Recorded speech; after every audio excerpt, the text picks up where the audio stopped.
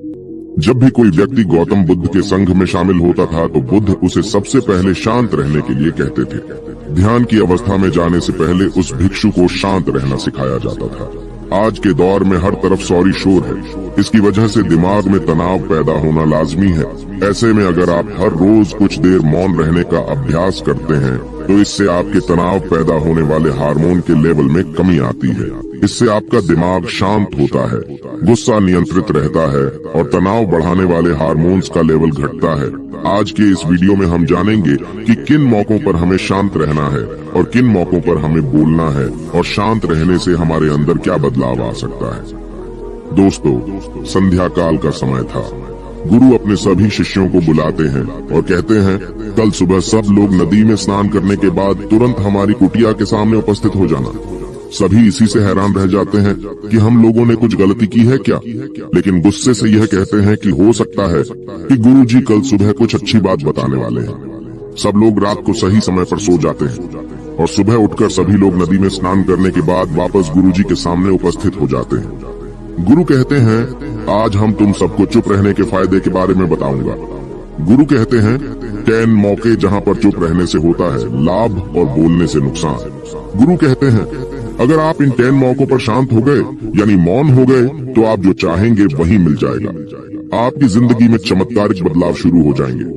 जरूरत से ज्यादा बोलना या चुप रहना दोनों ही अच्छी बात नहीं है। जैसे जरूरत से ज्यादा बारिश हो जाना या फिर धूप दोनों ही दिक्कत देती है, उसी तरह अनावश्यक बोलने से भी काफी नुकसान होता है। गुरु कहते हैं कि पहला ऐसा मौका जहां पर व्यक्ति को चुप रहना चाहिए, बिना तथ्य के ना बोले। गुरु ने कहा, अगर आपके पास कोई तथ्य नहीं है तो वहाँ चुप रहने में ही भलाई है। चुप बैठने से दिमाग में नई कोशिकाओं का निर्माण होता है और इससे ज्ञान की वृद्धि होती है। बोलने में भलाई वही है जहाँ आपको किसी चीज के बारे में पूरा ज्ञान हो। अगर आप बिना तथ्य के कहीं बोलते हैं या फिर बेवजह बोलते हैं तो आपका वहाँ मजाक भी बन सकता है। अगर आपके पास पर्याप्त जानकारी नहीं है, ऐसी जगह पर बोलने से आपका मजाक तो बनी रहेगी, साथ ही साथ लोगों का भरोसा भी आपसे उठने लगेगा। इसलिए ऐसी जगह पर शांत रहो जहां तुम्हें पता ना हो कि क्या बोलना है क्या नहीं। कई बार कुछ लोग ऐसे होते हैं जो हर जगह अपनी उपस्थिति बताने लगते हैं। उन्हें पता नहीं होता है कि हमें क्या बोलना है, लेकिन फिर भी बोलते जाते हैं और फिर बाद में दूसरे लोग उनके जाने के बाद उनका मजाक उड़ाते हैं। जब तक आपको उस तथ्य के बारे में अच्छा ज्ञान नहीं है, उसके बारे में पता नहीं है, तो वहाँ चुप रहना ही ज्यादा समझदारी है। गुरु ने कहा, दूसरा ऐसा मौका जहाँ पर व्यक्ति को चुप रहना चाहिए। शब्दों से न पहुंचे ठेस। अगर आपके शब्द किसी को मानसिक ठेस पहुंचा रहे हैं तो वहां चुप हो जाना चाहिए। कमजोर व्यक्ति के बारे में कुछ भी बोलकर आप महान नहीं बन सकते हैं। महान आप किसी कमजोर का साथ देने में बनेंगे। कई बार होता है कुछ लोग अपने से छोटे व्यक्ति को भला बुरा कहते रहते हैं। सामने वाला इंसान तो कद से आपसे छोटा है, वह आपको कुछ नहीं बोलेगा, लेकिन आप उसकी नजरों में गिरते चले जाएंगे। हो सकता है कि कल वह भी आपसे पद में बड़ा हो जाए। पद में आपसे जब वह बड़ा हो जाएगा तो आज जो रवैया आपका उसके साथ है, आने वाले समय में वह भी आपके साथ वही करेगा। आप किसी को नीचा दिखाकर बड़ा नहीं बन सकते हैं। बड़ा बनना है तो अपने से छोटे लोगों का इज्जत भी करना सीखें और साथ ही साथ बड़े लोगों का भी सम्मान करना चाहिए। लोगों को लगता है कि अगर वह अकड़कर बोलेंगे और सामने वाले को नीचा गिराने की कोशिश करेंगे तो वह बड़े बन जाएंगे। तो यह उन सब की भूल है। बड़े होने की बजाय आप उनकी नजरों में गिरते चले जाएंगे। गुरु ने आगे कहा, इसलिए शिष्यों, तुम सब जब भी बोलना आदर भाव से बोलना ताकि तुम्हारी बात लोगों को अच्छी लगे। बोलने में भाई बहन, माता पिता, मित्र इत्यादि संबोधन शब्दों का इस्तेमाल जरूर करना। इससे तुम्हारी मान प्रतिष्ठा तो बढ़ेगी ही, साथ ही साथ लोगों की नजरों में तुम समझदार व्यक्ति बनते जाओगे। गुरु ने आगे कहा, तीसरा मौका जहाँ पर व्यक्ति को चुप रहने में ही भलाई है। क्रोध या घृणा करने वाले लोग, जब कोई अपना या सगा संबंधी आप पर क्रोध कर रहा हो, आपका अपमान कर रहा हो, तो आपको उस वक्त चुप रहना चाहिए ताकि सामने वाले का गुब्बारा पूरी तरह से फट जाए। आप यदि सही हैं तो उसे कतई माफी ना मांगे और चुप रहकर ही सही समय का इंतजार करें। वह खुद आपसे माफी मांग लेगा जब उसे अपनी गलती का एहसास हो जाएगा। गुरु आगे कहते हैं कि अगर आपका कोई सगा संबंधी आप पर क्रोध कर रहा हो और आप उस समय शांत हैं, तो यह आदर सम्मान देने की निशानी होती है। इससे न कोई छोटा होता है और न ही बड़ा। अगर आपको क्रोध आ रहा है तो आप या तो वहां से किसी का अनादर किए बिना चले जाएं या फिर चुप रहे। क्रोध करने से आपके रिश्ते खराब होंगे। क्रोध करने से हमेशा क्रोध करने वाले व्यक्ति का ही बुरा होता है। गुरु आगे कहते हैं कि एक बार की बात है, एक सांप जंगल से भागते हुए किसी राजा के घर में पहुंच गया। लोगों ने छेड़खानी की तो वह बहुत ही गुस्सा हो गया, जिससे घर में जो तलवार पड़ी हुई थी उसी को लपेट कर कसने लगा और धीरे धीरे उसका पूरा शरीर कट गया। ठीक उसी प्रकार हमारा गुस्सा भी हमारे शरीर को तलवार की भांति काटता रहता है। गुस्सा ध्यान से खत्म होता है प्रतिदिन। अगर आप ध्यान की मुद्रा में बैठे हैं तो आपका गुस्सा आपके नियंत्रण में रहेगा। गुरु आगे कहते हैं कि यह तरीका है कि आप प्रतिदिन ध्यान का अभ्यास करें। इससे आपके शरीर में जो हार्मोन्स गुस्से को बढ़ावा देते हैं वह सब तुम्हारे नियंत्रण में रहेंगे, जिससे शरीर गुस्से पर आसानी तुम्हारा से काबू पा लेगा। लेकिन एक तरीका यह भी है कि जब भी आपको गुस्सा आए तो आप यह समझने का प्रयास करो कि क्या मेरा गुस्सा जायज है या नहीं। हमें वहां पर बोलना चाहिए कि नहीं। जब आप खुद इस बात का आकलन लगा पाएंगे तो आपको खुद पता चल जाएगा कि हमें गुस्सा करना चाहिए या नहीं।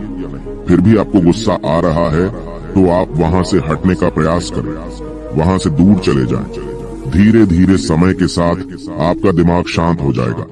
गुरु ने कहा, चौथा ऐसा मौका जहां पर इंसान को बहुत ही समझदारी के साथ काम लेना चाहिए, वहां पर आपको चुप रहना ही चाहिए।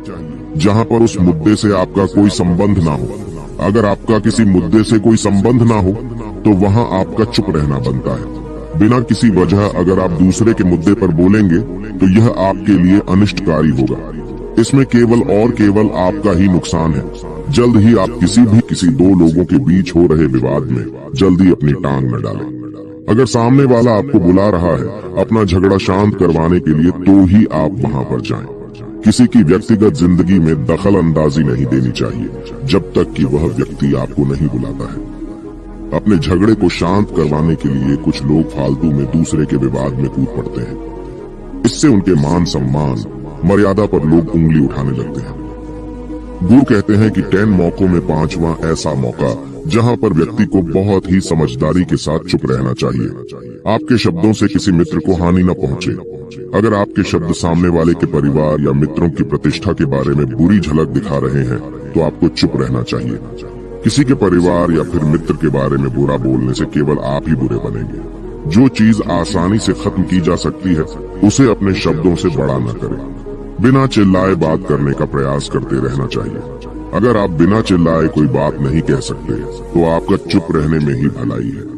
किसी पर चिल्लाने से आपके व्यवहार के बारे में पता चलता है। ज्यादा बोलने से चीजें हमेशा खराब ही होती हैं। कई बार कुछ रिश्ते ज्यादा तेज बोलने की वजह से टूट जाते हैं। इसलिए अपनी आवाज में मीठापन लाएं। आपके शब्दों से आपके दोस्त को हानि नहीं पहुंचनी चाहिए। कभी कभी दोस्तों के जब हम मजाक हैं तो रहे कि आपके शब्दों से किसी का अनादर ना हो। मजाक को भी हमेशा शब्दों के मायने में ही रखें। जहां किसी को शब्दों से चोट लगे वहां चुप हो जाएं। ज्यादा बोलने से हमेशा नुकसान ही होता है। किसी और की प्रतिष्ठा को अपने शब्दों के माध्यम से उसे हानि नहीं पहुंचानी चाहिए।